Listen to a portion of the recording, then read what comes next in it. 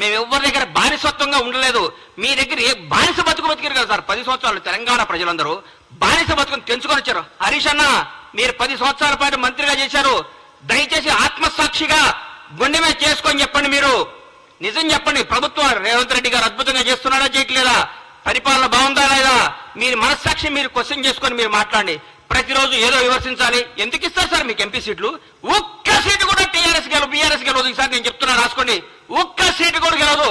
రండి, మీ ఓడిపోయిన మంత్రులు అందరూ వచ్చి, మీరందరూ వచ్చి, మీకు దమ్ముంటే అందరూ వచ్చి ఒక్కొక్క పార్లమెంట్ లో పోటీ చేయండి. అందరూ రండి, ఎంతమంది గెలుస్తారు చూద్దాం. ఒక్కడు ప్రజలు కోరుకుంటున్నారు కాంగ్రెస్ ప్రభుత్వాన్ని. ఈ రోజు ఢిల్లీలో ప్రతిపక్షంలో ఉన్నాం, రేపు అధికార పక్షంలోకి రాబోతున్నాం. ఢిల్లీలో కూడా మేము ఏం చేస్తారు సార్? మీరు టీఆర్ఎస్ ఎంపీలు గెలిచి ఏం చేస్తారు సార్? అక్కడ ఏం చేస్తారు సార్? ఈ 10 ఏళ్ళు ఎందుకు పోలేదు సార్? ఈ 10 ఏళ్ళు హైదరాబాద్ ఢిల్లీ ఫ్లైట్లు అంతేనియా? ఈ 10 సంవత్సరాలు హైదరాబాద్ ఢిల్లీకి ఫ్లైట్లు లేవా? ట్రాన్స్పోర్ట్ అయినా అయిపోయిందా? ఈ 30 రోజుల నుంచి ట్రాన్స్పోర్ట్ వచ్చిందా? మీ ముఖ్యమంత్రి గారు ఎన్నిసార్లు కలిచారు సార్? రాష్ట్రపతి వస్తే, ప్రధానమంత్రి వస్తేనే స్వాగతం పలకటానికి కూడా వెళ్ళని ముఖ్యమంత్రి గారు సార్ మీది. అది మీది. మా ముఖ్యమంత్రి గారు, మాజీ రాష్ట్రపతి గారు వస్తే పోయి పలకరించి నమస్కారం పెట్టి ఆయన సంస్కారం చాటుకున్న గొప్ప నేత రేవంత్ రెడ్డి గారు.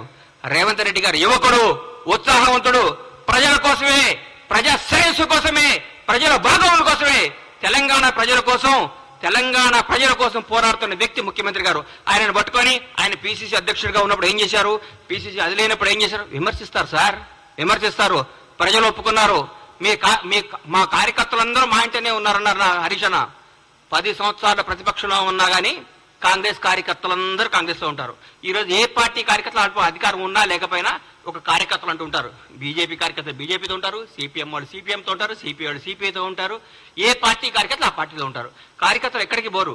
కానీ జనం మాత్రం ఈ రోజు కాంగ్రెస్ పార్టీ వెనకాల ఉన్నారు. కాంగ్రెస్ పార్టీ అభివృద్ధి వైపు ఉన్నారు. కాంగ్రెస్ పార్టీ మంచి పరిపాలన కోసం ఉన్నారు. కాంగ్రెస్ పార్టీ చేస్తున్న అభివృద్ధి వైపు ఉన్నారు. దయచేసి ఇకనైనా ఆలోచించుకోండి. కొంతకాలం మీ మానసిక స్థితిని మీ తప్పులు ముందు రెక్టిఫై చేసుకోండి. అప్పుడే 30 రోజులు తట్టుగా ఇవాళ చెప్తున్నా, రాష్ట్రానికి 2వ ముఖ్యమంత్రి రేవంత్ రెడ్డి గారు రాబోయే ఎన్ని తరాలు ఉంటారో, ఎన్ని రోజులు ఆయన పేరు గుర్తుంటుందో మీరు గుర్తుపెట్టుకోండి. నేను చెప్తున్నా, కాంగ్రెస్ ప్రభుత్వం ఈ రోజు అందరికీ అందుబాటులో ఉంది. డైరెక్ట్ సెక్రటరీకి వెళ్ళిపోతున్నారు సార్. ఎవరు పడ్డా ఏ సమస్య ఉన్నా సెక్రటరీకి పోతున్నారు. ఏ సమస్య ఉన్నా ఒక మంత్రి గారిని కేక్ వాక్తో మిగులుస్తున్నారు. ఏ సమస్య ఉన్నా ముఖ్యమంత్రి గారి దగ్గర పోతున్నారు. ఇంతకంటే ఏం కావాలి సార్? సెక్రటరీకి ఎవరైనా వచ్చారా సార్? మీరు కట్టిన ఈ ప్రగతి సెక్రటరీకి ఎవరైనా ఒక్కరు రాగలిగారా సార్? గేట్ల కాడ బంద్ చేపిస్తారు మీరు, గేట్ల కాడ మూపే చేస్తారు మీరు. మీరు ఏందో మాట్లాడదు. ఎందుకు సార్ మీరు? ఎందుకు మీరు ఇంత టెన్షన్ పడుతున్నారు? ఎందుకు? మరీ ముఖ్యంగా హరీష్ రావు గారు, కేటీఆర్ గారు అయితే వాయమ్మనే వాయం ఆగం చేస్తున్నారు సార్. పెండ బిసినట్టు పిస్తున్నారు. ఎందుకు సార్? ఆగండి, కొద్దిగా ఆగండి సార్. పిసుకకండి కొంతకాలం. మిమ్మల్ని మీరు చెక్ చేసుకోండి, మిమ్మల్ని మీరు చేసుకోండి. జనం మోసపోయారా? ఎందుకు పోతారు సార్? జనం చాలా విజ్ఞతతో ఉంటారు సార్. మీ అందరికంటే మనందరికంటే జనం చాలా తెలివిగలవాళ్ళు. చాలా గొప్ప నిర్ణయాలు తీసుకున్నారు. ఈ రోజు వాళ్ళకి అవసరం, రాష్ట్రానికి అవసరం కాబట్టి కాంగ్రెస్ పార్టీ ఘన విజయం సాధించింది. రాష్ట్ర ప్రజలందరూ కోరుకుంటున్నారు కాబట్టి కాంగ్రెస్ పార్టీ అద్భుతంగా పరిపాలిస్తుంది. రాష్ట్ర ప్రజలందరూ ఆనందపడుతున్నారు ముఖ్యమంత్రి గారిని, కాంగ్రెస్ మంత్రివర్గాన్ని చూసి.